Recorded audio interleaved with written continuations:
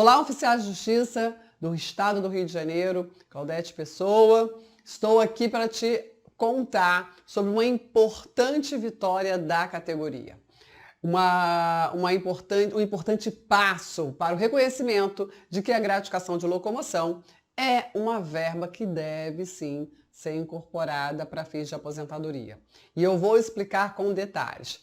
Já quero adiantar que ainda temos que caminhar, ok? Mas essa conquista do Sindojus à OGRJ, com apoio da categoria e por intermédio do deputado estadual Rodrigo Amorim, que abraçou a nossa causa, nós conseguimos incluir a gratificação de locomoção na recém-promulgada Lei Complementar 195, de 5 de outubro de 2021, que institui e regulamenta o regime próprio de previdência dos servidores públicos do Estado do Rio de Janeiro.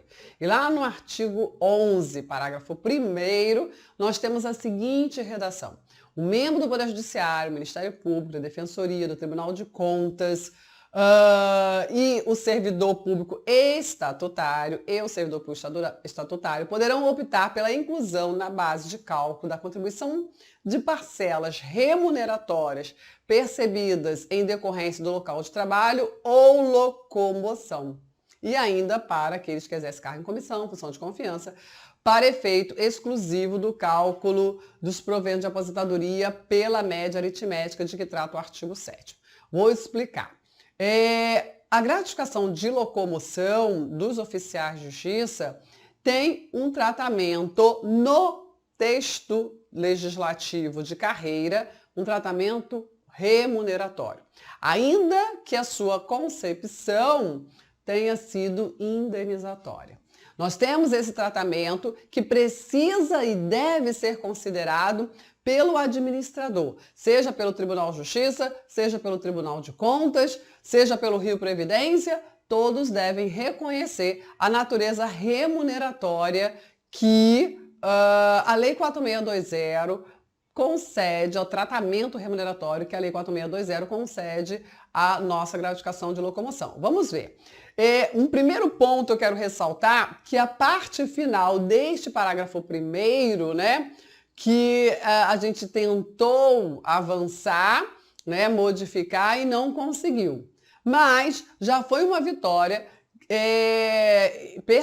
o legislador perceber da necessidade de equiparar a nossa gratificação de locomoção à gratificação às parcelas remuneratórias percebidas em decorrência do local de trabalho, ok? É uma parcela remuneratória em decorrência da locomoção. Essa é a gratificação de locomoção. Então, mais uma vez, o legislador reafirma a natureza remuneratória da gratificação de locomoção dos oficiais de justiça. Então, vamos entender, antes de avançar, que quando o legislador coloca para efeito exclusivo dos proventos pela média aritmética, ele restringe, e essa vai ser a nossa continuidade de luta, ok? Por quê? Porque hoje nós temos, após a reforma previdenciária do Estado do Rio de Janeiro, nós temos esses 4 tipos de fixação de proventos. Proventos podem ser fixados de forma proporcional. Provento pode ser integral, considerando o máximo da média aritmética de 100% do período contributivo, que é a regra geral estabelecida pela emenda constitucional número 90 de 2021, que inseriu o artigo 89A na Constituição Estadual, ok? E também na regulamentação da Lei Complementar 195, ok? Que é essa lei que eu estou falando dela agora. E nós temos ainda os servidores públicos que conseguem se aposentar pela média aritmética de 80% do período contributivo, desde que esteja numa das regras de transição. E ainda existem os servidores públicos que conseguem, preenchida uma regra de transição, se aposentar pela integralidade, considerando aí a totalidade da remuneração. Sempre lembrando que quando se fala em totalidade da remuneração, é a totalidade da base de cálculo da contribuição previdenciária, ok? Ou seja, aqueles penduricalhos, auxílio alimentação, auxílio educação, essas coisas não levam. tá bom? É aquela totalidade da base de cálculo, não vai ser por média aritmética. Então, para a gente lembrar e perceber que a lei de carreira, a lei 4620, ela faz o quê? Ela dá um tratamento remuneratório para a gratificação de locomoção, ok? Em nenhum momento ela define, ela determina que a gratificação de locomoção se destina ao custeio de diligência. Ela apenas exige, olha, o analista judiciário na especialidade de execução de mandados, enquanto permanecer no exercício de suas funções específicas, receberá aí 30% sobre a remuneração, ok? Percebeu? Enquanto permanecer. É uma gratificação remuneratória. Por quê? Ela é de natureza remuneratória. Porque a gente tem no parágrafo 2º a possibilidade, a garantia legislativa de continuar recebendo a gratificação de locomoção ainda nos afastamentos, seja por férias, licença médica, licença gestante e afastamentos até 30 dias, ok?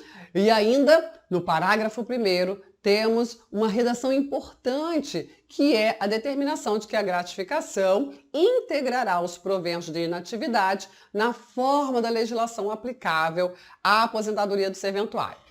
Bom, essa lei é de 2005, e aí com a antiga Lei Previdenciária 5260 de 2008, se fez uma interpretação que entendo com o máximo respeito, com a máxima vênia, entendo equivocada, de que esse parágrafo 1º estaria tacitamente revogado pelo artigo 12 da 5260, que elencava vários itens, várias parcelas pecuniárias que estariam excluídas da base de cálculo da contribuição previdenciária.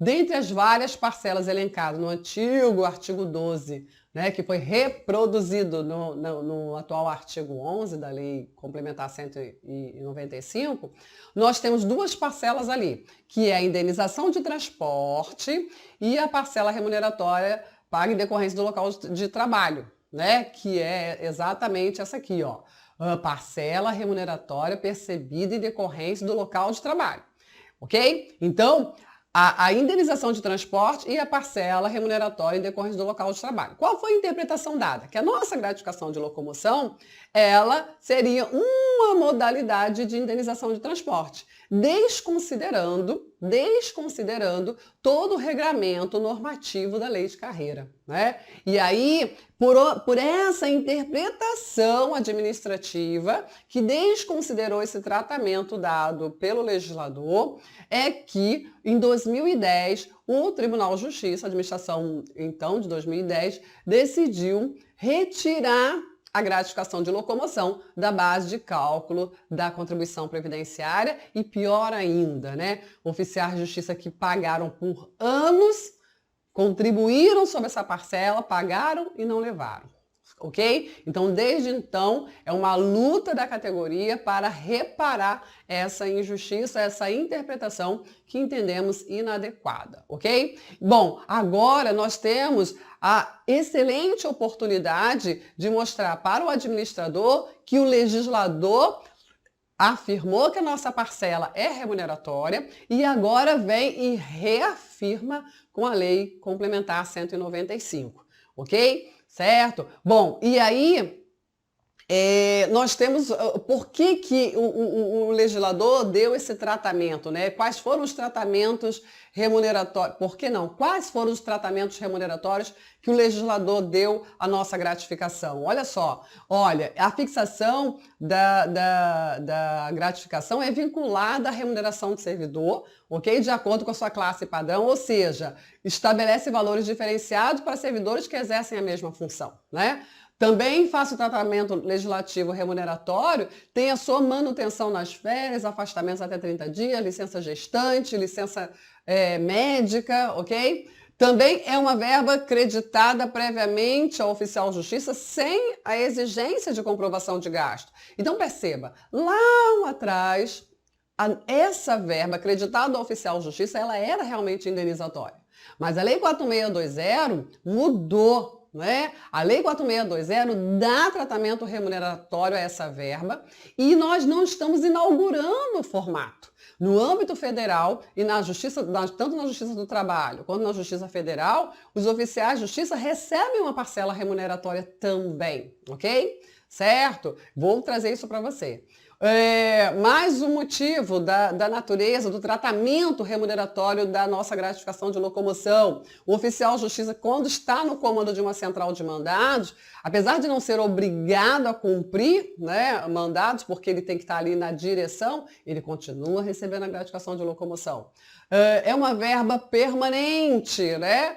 É uma verba permanente, mas o legislador, a administração considera que não é permanente, mas é remuneratória. Olha, só nos afastamentos, só quando ele sai do exercício da função é que ele deixa de receber. Então, é um tipo de permanência, né? Ela não é uma gratificação de atividade judiciária, certo? Alguns entendem que ela é remuneratória, apesar de não ser permanente. Enfim. Mais um tratamento. Reajustamento da verba está condicionado ao reajustamento remuneratório e não ao custeio das diligências. Isso também é importante ressaltar porque o administrador ele diz o seguinte, olha, eu não te dou aumento porque a sua verba está vinculada à remuneração. Então, você está considerando que a verba é remuneratória, né? Pois é. Mas quando pedimos para ingressar para que essa verba ingresse no cálculo da aposentadoria, aí esse mesmo administrador afirma que a nossa verba é indenizatória. Então, de acordo, né, com o não que quer ser dado ao oficial de justiça, se lança fundamentos contraditórios. Então, isso é esquisito, a gente precisa mostrar que não é isso, né? O legislador dá um tratamento remuneratório. E aí, qual o fundamento desse tratamento dado pelo legislador?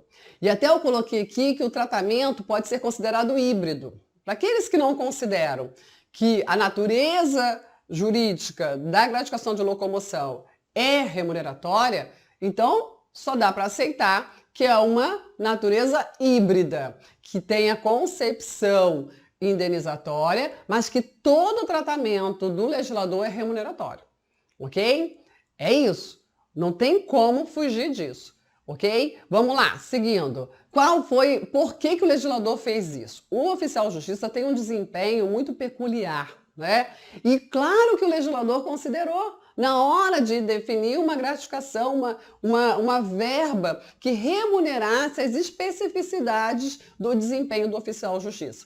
Nós temos a missão de impor o comando judicial com as forças necessárias da coerção legal, né? E aí, sujeito deve estar preparado para as reações adversas da parte. A gente vai lá levar, no ambiente do jurisdicionado, do destinatário da decisão judicial, sozinho levar normalmente uma notícia que não é boa, né? Uma imposição que não agrada ao destinatário do comando judicial. E lembrando que quando os demais meios de comunicação judicial, quando é uma mera comunicação judicial, quando os demais meios foram infrutíferos, é o oficial de justiça o agente da solução, aquele que vai lá para resolver, ok? Também nós temos uma atuação funcional solitária e nós usamos os nossos meios privados, seja o telefone, o computador, seja o automóvel. A gente usa todo o nosso acervo privado, né, sem nenhum incentivo do poder público para esta aquisição, para cumprir a nossa missão profissional. A gente investe, né, dinheiro forte para cumprir essa missão profissional. O que mais? A efetividade e a celeridade jurisdicional exige que o oficial de justiça esteja integralmente à disposição do cumprimento da ordem judicial, devendo diligenciar em sábado, domingo, feriado, fora do horário forense, mesmo que não esteja de plantão. E quando o oficial de justiça está de plantão, perceba, isso é importante demais, o plantão do oficial de justiça não tem dia para acabar. Enquanto todo o acervo de agentes públicos, membro do judiciário, membro do Ministério Público, etc., e demais servidores, enquanto todos eles vão embora no mesmo dia, ainda que tarde da noite, o oficial de justiça, como regra geral, recebe os seus mandados normalmente no final do plantão. E aí, inviabilizado o cumprimento à noite, perigoso que é, o oficial de justiça ainda leva, em média, até 48 horas após o fim do seu plantão para dar conta do acervo recebido neste plantão. Então, assim, é mais uma peculiaridade do desempenho do oficial de justiça que precisa ser remunerado. Não é só custear a diligência, não é só a gasolina que já está absurdamente, né, defasado a nossa gratificação de locomoção em relação ao aumento da gasolina, porque estamos com ela congelada desde 2014. Pagávamos uma gasolina de R$ 2,50, R$ 2,60, estamos aí mais de R$ 7,00 o litro. Então, assim, e não é só isso, é muito mais que isso. Então, não é uma verba indenizatória, é uma verba remuneratória, ou, no máximo, precisa ser considerada como uma verba de natureza híbrida, remuneratória e indenizatória. O oficial de justiça também deve arcar com todos esses custos da diligência que a diligência exige. A título de exemplo, né, eu quero mostrar que no âmbito federal, na Justiça do Trabalho e Justiça Federal, existem dois tipos de verba. A gratificação de atividade externa, está aqui na Lei 11.416 de 2006, que foi instituída para os oficiais de justiça cujas atribuições sejam relacionadas à execução de mandatos e atos processuais de natureza externa, ok? Então perceba que a nossa gratificação de locomoção ela tem uma maior correspondência com a GAI que a indenização de transporte, que está fixada por uma resolução, né, do Conselho de Justiça Federal, e olha lá o texto do artigo 54 desta mesma resolução. A indenização de transporte destina-se a ressarcir as despesas da diligência. Olha o texto normativo do âmbito federal e olha o texto normativo do âmbito estadual. Então, não tem como negar que o oficial de justiça do Estado do Rio de Janeiro recebe uma verba de natureza remuneratória pelo tratamento legislativo dado no artigo 15 da Lei 4620 de 2005, ok? Ou, no máximo, de uma interpretação extensiva, é admitir que é uma verba de natureza híbrida, certo? Com essa fixação no parágrafo 1º, vamos voltar aqui para o início, no parágrafo 1º, do artigo 11 da Lei Complementar 195, nós temos o reconhecimento pelo legislador que a gratificação de locomoção está semelhante, né? É uma verba semelhante a uma parcela remuneratória percebida em decorrência do local de trabalho. O legislador não quer mais que o administrador tenha uma interpretação equivocada sobre a natureza e o tratamento da nossa gratificação de locomoção, certo? Era isso que eu tinha para lhe dizer. A nossa luta continua, mas a gente conquista uma importante vitória para a categoria. Vamos juntos. A categoria, a representação, né, a entidade sozinha não faz acontecer. Precisamos de contar com todo o apoio necessário para continuar nessa luta rumo à vitória máxima, ok? Obrigada pela sua atenção. Tchau, tchau.